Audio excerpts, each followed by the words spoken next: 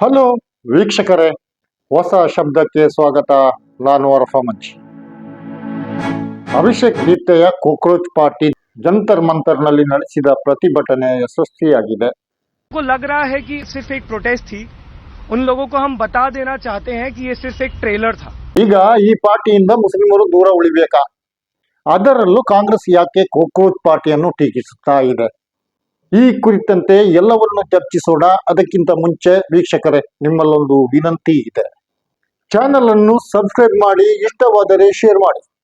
ವೀಕ್ಷಕರೇ, ಹೌದು, ಸಾಮಾಜಿಕ ಮಾಧ್ಯಮ ಎಕ್ಸ್ ಪ್ಲಾಟ್ಫಾರ್ಮ್ನಲ್ಲಿ ಒಂದು ಪಾರ್ಟಿ ಹುಟ್ಟು ಹಾಕಿ ಆನಂತರ ಅದರ ಫೌಂಡರ್ ಅಭಿಷೇಕ್ ದೀಪ್ ಯುಎಸ್ನಿಂದ ದಿಲ್ಲಿಗೆ ವಿಮಾನ ನಿಲ್ದಾಣದಲ್ಲಿ ಬಂದಿಳಿದು ಜಂತರ್ ಮಂತರ್ಗೆ ನಿರಾತಂಕವಾಗಿ ಹೋಗಿ ಅಲ್ಲಿ ಮೋದಿ ಸರ್ಕಾರದ ಶಿಕ್ಷಣ ಮಂತ್ರಿ ಧರ್ಮೇಂದ್ರ ಪ್ರಧಾನ್ ಅವರ ರಾಜೀನಾಮೆಯನ್ನು ಕೇಳುವುದು, ಇವೆಲ್ಲವೂ ಫಿಲ್ಮ್ ಸ್ಟೈಲ್ನಲ್ಲಿ ಸಲೀಸಾಗಿ ನಡೆದಂತೆ ಆಗಿದ್ದರಿಂದ ಅನುಮಾನ ಮೂಡುವುದು ಸಹಜ.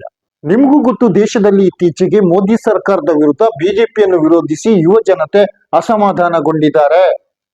ಫಿಲ್ಮ್ ಸ್ಟಾರ್ ವಿಜಯ್ರನ್ನು ತಮಿಳುನಾಡಿನಲ್ಲಿ ಬಹುತೇಕ ಯುವಕರೇ ಮುಂದೆ ನಿಂತು ಗೆಲ್ಲಿಸಿದ್ದಾರೆ. ಈಗ ತಮಿಳುನಾಡಿನಿಂದ ಅಣ್ಣಾಮಲೈ ಬಿಜೆಪಿಗೆ ರಾಜೀನಾಮೆ ಕೊಟ್ಟು ಹೊಸ ಪಾರ್ಟಿ ಶುರು ಮಾಡಲು ಹೊರಟಿದ್ದಾರೆ.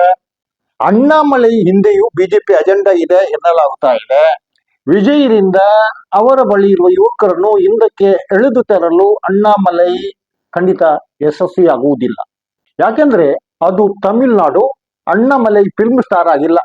ಸಿನಿಮಾದವರಲ್ಲಿ ತಮಿಳರು ಭರವಸೆ ಇಟ್ಟುಕೊಂಡಂತೆ ಯಾವುದೋ ಮಾಜಿ ಪೊಲೀಸ್ ಅಪ್ಪನನ್ನು ನೋಡುವುದು ಕಷ್ಟ. ಡಿಎಂಕೆ, ಎಐಡಿಎಂಕೆ ಈ ಎರಡು ಪಾರ್ಟಿಯು ಸಿನಿಮಾದ ಹಿನ್ನೆಲೆಯ ನೆಲೆಗಟ್ಟನ್ನೇ ಹೊಂದಿದೆ. ಮೋದಿ ಸರ್ಕಾರ ತನ್ನ ಕಳೆದ 10-12 ವರ್ಷಗಳ ಹಿಸ್ಟರಿಯಲ್ಲಿ ಯಾವುದೇ ಪ್ರೊಟೆಸ್ಟ್ ಅನ್ನು ಅಷ್ಟು ಸಲೀಸಾಗಿ ನಡೆಯಲು ಬಿಟ್ಟದ್ದು ಇಲ್ವೇ ಇಲ್ಲ. ರೈತ ಚಳವಳಿಯ ವೇಳೆ ಬಿಜೆಪಿ ರೈತರನ್ನು ಹಿಮ್ಮೆಟ್ಟಿಸಲು ರಸ್ತೆಯನ್ನು ಅಗೆದು ಹಾಕಿದೆ. ಬಿಜೆಪಿಯ ಈ ವರ್ತನೆ ಭಾರತದ ಇತಿಹಾಸದಲ್ಲಿ ಕಪ್ಪು ಪುಟವಾಗಿ ದಾಖಲೆಗೆ ಸೇರಿದೆ. ಕಾಕ್ರೋಚ್ನವರು ಕೂಡ ನೀಟ್ ಪೇಪರ್ ಲೀಕ್ ಮಾಡಿದ್ದಕ್ಕಾಗಿ ಮೋದಿ ಸರ್ಕಾರವನ್ನೇ ಪ್ರಶ್ನಿಸುತ್ತಿದ್ದಾರೆ. ಆದ್ರೂ ಬಿಜೆಪಿ ಕ್ಯಾರೆ ಮಾಡಿಲ್ಲ. ಧರ್ಮೇಂದ್ರ ಪ್ರಧಾನ್ ರಾಜೀನಾಮೆ ನೀಡಲಿಲ್ಲ. ಜಂತರ್ ಮಂತರ್ನಲ್ಲಿ ಕಾಕ್ರೋಚ್ ಎತ್ತಿದ ಬೇಡಿಕೆ ಸರಿಯಾಗಿದ್ದೇ ಆದ್ರೂ ಮುಸ್ಲಿಮರು ಇದರಿಂದ ಯಾಕೆ ದೂರ ನಿಲ್ಲಬೇಕೆಂದು ಹೇಳುತ್ತಿರುವವರು ಇದ್ದಾರೆ. ಅಣ್ಣಾ ಹಜಾರೆ ಆಂದೋಲನದಲ್ಲಿ ಮುಸ್ಲಿಮರು ಭಾಗಿಯಾಗಿದ್ರು. ಬಿಜೆಪಿ ಬರಲು ಈ ಹೋರಾಟ ಕಾರಣವಾಗಿತ್ತು. ಇದರಿಂದ ಮುಸ್ಲಿಮರಿಗೆ ಏನು ಸಿಕ್ಕಿತ್ತು? ಬುಲ್ಡೋಸರ್ ನ್ಯಾಯ, ಲಾಠಿ ಏಟು, ಇನ್ನಿತರ ದೌರ್ಜನ್ಯಗಳನ್ನು ಅನುಭವಿಸಬೇಕಾಗಿ ಬರ್ತಾ ಇದೆ. ಸಿಎಎ ವಿರುದ್ಧ ಬಂಧಿಸಿದ ಮುಸ್ಲಿಂ ಹುಡುಗರು ಈಗಲೂ ಜೈಲಿನಲ್ಲಿದ್ದಾರೆ. ಸರ್ಕಾರದ ಈ ದೌರ್ಜನ್ಯ ನೀತಿಯನ್ನು ವಿರೋಧಿಸಿ ಈವರೆಗೂ ಅಣ್ಣಾ ಹಜಾರೆ ಒಂದೇ ಒಂದು ಮಾತಾಡಿಲ್ಲ. ನಮ್ದು ಪ್ರಜಾಪ್ರಭುತ್ವ ದೇಶ. ಆಡಳಿತಗಾರರನ್ನು ಪ್ರಶ್ನಿಸುವ ಹಕ್ಕು ಎಲ್ರಿಗೂ ಇದೆ. ಇನ್ನು ಮುಸ್ಲಿಮರಿಗೆ ಅವರದೇ ಪ್ಲಾಟ್ಫಾರ್ಮ್ಗಳಿಲ್ವಾ ಪ್ರತಿಭಟನೆ ನಡೆಸಲು? ಕಾಕ್ರೋಚಿನ ಹಿಂದೆ ಮುಗಿ ಬೀಳ್ಬೇಕಾದ ಅಗತ್ಯ ಅವರಿಗಿಲ್ಲ. ಮುಸ್ಲಿಂ ಎಂದಾಕ್ಷಣ ಉರಿದು ಬೀಳುತ್ತದೆ ಬಿಜೆಪಿ ಸರ್ಕಾರ. ನಿಮ್ಗೂ ಗೊತ್ತು, ಸಿಎಎ ಪ್ರೊಟೆಸ್ಟ್ ನಲ್ಲಿ ಭಾಗವಹಿಸಿದ ಉಮರ್ ಖಾಲಿದ್, ಶಾರ್ಜಿಲ್ ಇಮಾಮ್ರಂತೆ ಇನ್ನಷ್ಟು ಮುಸ್ಲಿಂ ಯುವಕರು ಜೈಲಿಗೆ ಹೋಗುವುದು ಯಾಕೆ? ಅದು ಬೇಡ. ಕಳೆದ 5 ವರ್ಷಗಳಿಂದ ಬಿಡುಗಡೆಯಾಗದೆ ಉಮರ್ ಖಾಲಿದ್, ಶಾರ್ಜಿಲ್ ಇಮಾಮ್ ಜೈಲಿನೊಳಗೆ ಇದ್ದಾರೆ. ಕಾಕ್ರೋಚ್ಗೆ ಹೋಗಿ ಅಲ್ಲಿ ಧ್ವನಿ ಎತ್ತಿ ಮುಸ್ಲಿಮರು ಜೈಲಿನೊಳಗೆ ಆಗ್ಬಹುದು. ಹೀಗೆ ಜೈಲ್ ಪಾಲಾದವರು ಜೈಲಿನಲ್ಲೇ ಉಳಿಬಹುದು. ಜೈಲಿಗೆ ಹೋದ ಇತರರು ಜಾಮೀನು ಪಡೆದು ಹೊರಗೆ ಬರಬಹುದು. ಹೀಗಾಗಿ ಕಾಕ್ರೋಚ್ ಪಾರ್ಟಿಯಿಂದ ಮುಸ್ಲಿಮರು ದೂರ ನಿಲ್ಲಬೇಕು ಎಂದು ಜಾಗೃತಿ ಮೂಡಿಸಲಾಗ್ತಾ ಇದೆ. ಅಷ್ಟಕ್ಕೂ ನಿಮಗೆ ಪ್ರತಿಭಟಿಸಬೇಕೆಂದಾದರೆ ನೀಟ್ ವಿರುದ್ಧ ಪ್ರತಿಭಟಿಸುವುದಕ್ಕಾಗಿ ಒಂದು ಹೊಸ ಪಾರ್ಟಿ ಅಗತ್ಯ ಇಲ್ವೇ ಇಲ್ಲ. ಎಲ್ಲ ಪಾರ್ಟಿಗಳಲ್ಲೂ ಸ್ಟೂಡೆಂಟ್ ವಿಂಗ್ಗಳಿವೆ. ಆದ್ದರಿಂದ ಕೆಲವರು ರಸ್ತೆಯ ಬದಿಯಲ್ಲಿ ಕಾಕ್ರೋಚ್ಗಳು ಸಿಕ್ಕರೆ ಮುಸ್ಲಿಮರಾದವರು ಹಾಯ್ ಎಂದು ಹೇಳಿ ಮುಂದಕ್ಕೆ ನಡೆದುಕೊಂಡು ಹೋಗಿ ಎಂದು ಸಲಹೆ ನೀಡುತ್ತಿದ್ದಾರೆ. ವೀಕ್ಷಕರೇ ನೋಡಿ, ಕಳೆದ ತಿಂಗಳು ಎನ್ಎಸ್ಯುಐ ದಿಲ್ಲಿಯ ಶಾಸ್ತ್ರಿ ಭವನದ ಮುಂದೆ ನಡೆಸಿದ ಪ್ರತಿಭಟನೆಯಲ್ಲಿ ಪೊಲೀಸರು ವಿದ್ಯಾರ್ಥಿಗಳನ್ನು ಬಂಧಿಸಿದ್ದಾರೆ. ಮಧ್ಯಪ್ರದೇಶದ ಭೋಪಾಲದಲ್ಲಿ ನಡೆದ ಪ್ರತಿಭಟನೆಯ ವೇಳೆ ಪೊಲೀಸರು ಜಲಪಿರಂಗಿ ಪ್ರಯೋಗಿಸಿದ್ರು. ಆದರೆ ಕಾಕ್ರೋಚ್ನವರು ಬಂದ್ರು. ಸಚಿವ ಧರ್ಮೇಂದ್ರ ಪ್ರಧಾನ್ರ ರಾಜೀನಾಮೆ ಕೇಳಿ ಹೊರಟು ಹೋದ್ರು. ಎಲ್ಲೋ ಯುವಕರು ಪಿಕ್ನಿಕ್ಗೆ ಬಂದು ಹೋದ ತರ ಆಗಿದೆ ಎಂದು ಮಾತಾಡುವವರಿದ್ದಾರೆ. ಹಾಗಂತ ಅವರು ಎತ್ತಿದ ವಿಚಾರಗಳು ಖಂಡಿತ ನ್ಯಾಯಯುತವೇ ಆಗಿತ್ತು. ಹಲವು ಸಂಘಟನೆಗಳು, ವಿದ್ಯಾರ್ಥಿಗಳು ಕೇಳಿದ್ದೇ ಅವರು ಕೂಡ ಕೇಳಿದ್ದಾರೆ. ಎನ್ಎಸ್ಯುಐ ನೀಟ್ ಲೀಕ್ ಜೊತೆಗೆ ಪೆಟ್ರೋಲಿಗೆ ಬೆಲೆ ಏರಿಕೆಯನ್ನು ಕೂಡ ಪ್ರಶ್ನಿಸಿದೆ. ಕಾಕ್ರೋಚ್ಗೆ ನೀಟ್ ಪೇಪರ್ ಲೀಕ್ ಆಗಿದ್ದಕ್ಕೆ ಧರ್ಮೇಂದ್ರ ಪ್ರಧಾನರ ರಾಜೀನಾಮೆ ಬೇಕು.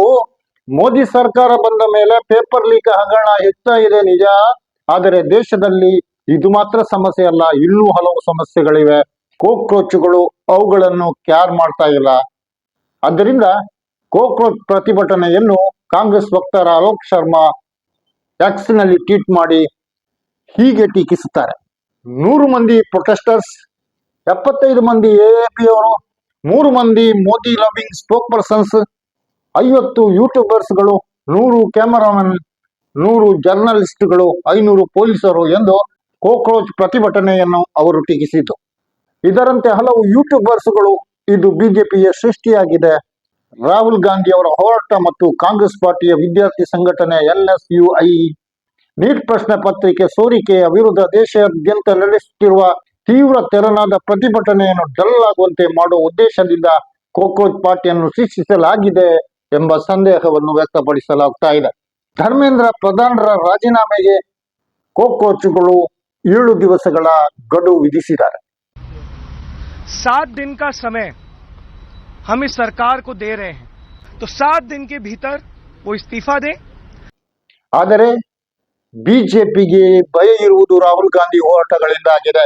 ಕಾಂಗ್ರೆಸ್ ಪಾರ್ಟಿಯ ಪ್ರತಿಭಟನೆಗೆ ಸರ್ಕಾರ ಎಷ್ಟೆಲ್ಲ ಅಡ್ಡಿಪಡಿಸುತ್ತಿದೆ ಎಂದು ನಿಮಗೂ ಗೊತ್ತು. ಕಾಕ್ರೋಚ್ ಅನ್ನು ಕಾಂಗ್ರೆಸ್ ಟೀಕಿಸುತ್ತಿರುವುದಕ್ಕೆ ಇದು ಒಂದು ಕಾರಣ ಆಗಿರ್ಬೋದು.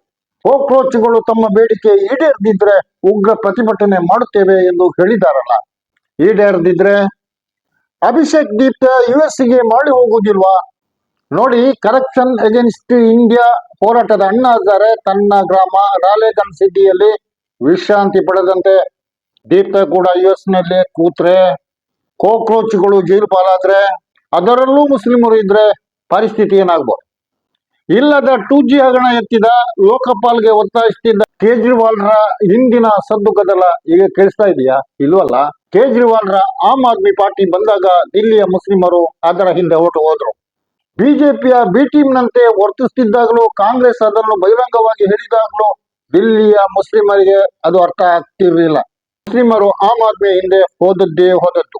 ಬಿಜೆಪಿ ದಿಲ್ಲಿಯಿಂದ ಕಾಂಗ್ರೆಸ್ ಅನ್ನು ಓಡಿಸಿತು. ಎಎಪಿಯ ತರ ಕಾಕ್ರೋಚ್ ಬಿಜೆಪಿಯ ಸಪೋರ್ಟಿಗೆ ಬಂದಿದೆ ಎಂದು ಜನ ಮಾತಾಡುವುದು. ಆದ್ದರಿಂದ ಕಾಕ್ರೋಚ್ ನಲ್ಲಿ 75% ಆಮ್ ಆದ್ಮಿಯ ಕಾರ್ಯಕರ್ತರಿದ್ದದ್ದು ಎಂದು ಕೆಲವು ವರದಿಗಳಿವೆ. ಹೀಗಾದ್ದರಿಂದ ಕಾಕ್ರೋಚ್ ಮಾತ್ರ ಅಲ್ಲ, ಯಾವುದೇ ಪ್ರತಿಭಟನೆ ನಡೆದರೂ ಮುಸ್ಲಿಮರು 3 ಸಲ ಯೋಚಿಸಬೇಕಾದ ಪರಿಸ್ಥಿತಿ ಇಂದಿದೆ. ಅದರಲ್ಲಿ ಭಾಗವಹಿಸಬೇಕೇ ಬೇಡವೇ ಎಂದು ಯೋಚಿಸಬೇಕಾಗಿದೆ. ಶಾಹೀನ್ ಬಾಗ್ನಲ್ಲಿ ಸಿಎಎ ಪ್ರತಿಭಟನೆ ನಡೆದಾಗ ಕೇಜ್ರಿವಾಲ್ ಸರ್ಕಾರ ದೆಹಲಿಯಲ್ಲಿತ್ತು. ಕೇಜ್ರಿವಾಲ್ ಬಾಯಿಗೆ ಆಗ ಬೀಗ ಜಡಿದಿಟ್ಟವರಂತೆ ಸುಮ್ಮನಿದ್ರು.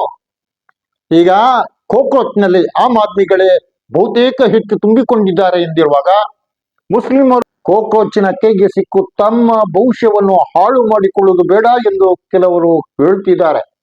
ಹಾಗೂ ಪ್ರತಿಭಟಿಸಬೇಕೆಂದಿದ್ದರೆ ಈಗಾಗಲೇ ಬಹಳಷ್ಟು ರಾಜಕೀಯ ಪಾರ್ಟಿಗಳಿವೆ, ಮುಸ್ಲಿಮರಿಗೆ ತಮ್ಮದೇ ಆದ ಪ್ಲಾಟ್ಫಾರ್ಮ್ಗಳು ಇವೆ, ಅದನ್ನು ಬಳಸಬಹುದಲ್ವಾ? ವೀಕ್ಷಕರೇ, ಈ ಹೊತ್ತಿನ ಸುದ್ದಿ ವಿಶ್ಲೇಷಣೆ ಇಷ್ಟೇ. ಇನ್ನೊಂದು ಕಾರ್ಯಕ್ರಮದೊಂದಿಗೆ ಇನ್ನೊಮ್ಮೆ ನಿಮ್ಮ ಮುಂದೆ ಬರ್ತೇನೆ. ಸಬ್ಸ್ಕ್ರೈಬ್ ಆಗಿ, ಶೇರ್ ಮಾಡಿ, ಕಮೆಂಟ್ ಮಾಡಿ. ನಾನು ಅರಪ ಮಂಚಿ. ಜೈ ಹಿಂದ್.